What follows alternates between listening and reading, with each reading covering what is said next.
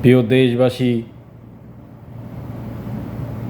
দুঃখ বরাক্রান্তে বলতে হচ্ছে ফুটফুটে একটি সন্তান, ফুলের মতন পবিত্র যে লামিসাকে হত্যা করা হয়েছে, পাশবিক নির্যাতন চালিয়ে তাকে হত্যা করে তার দেহের থেকে মাথাকে আলাদা করে বাথরুমে রাখা হয়েছে। যে লম্পট সোহেল রানা, সে গ্রেপ্তার হয়েছে।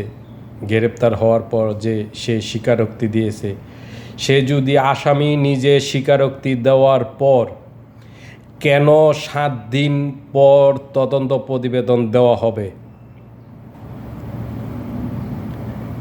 এইটা আমরা বাংলাদেশের সাধারণ জনগণ মানি না।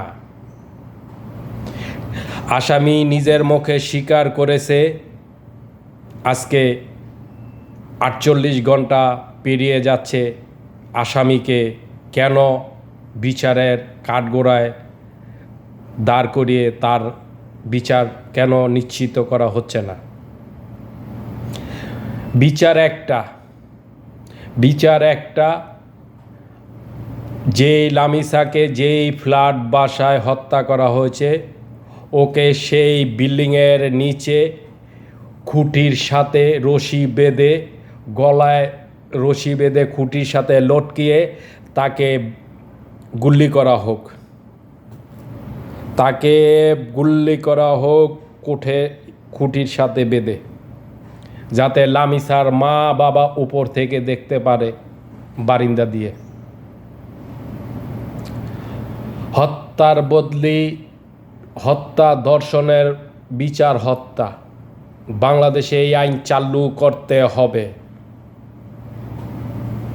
বিচারের নামে তামাশা, চার্জশিট দেওয়ার নামে তামাশা।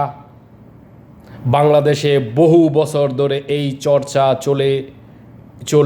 চলেই যাচ্ছে।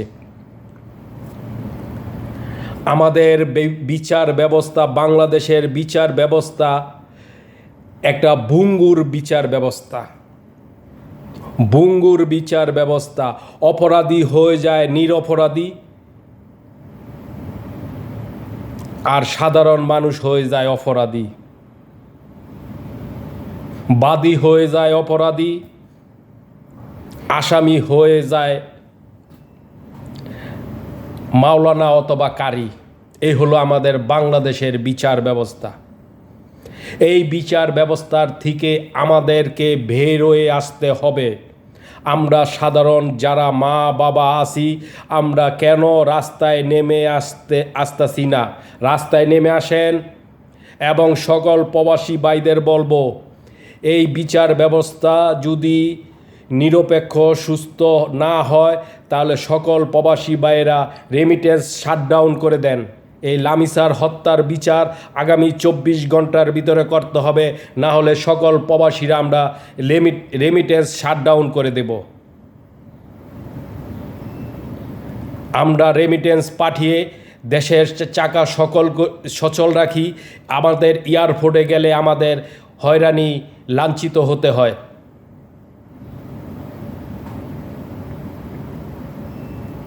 লামিসা হত্যার বিচার আগামী 24 ঘন্টার মধ্যে করতে হবে।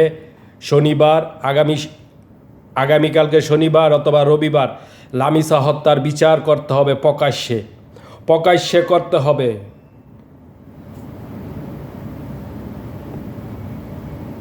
তা না হলে আমরা প্রবাসীরা রেমিটেন্স শাটডাউন করে দেব, সকল প্রবাসীরা।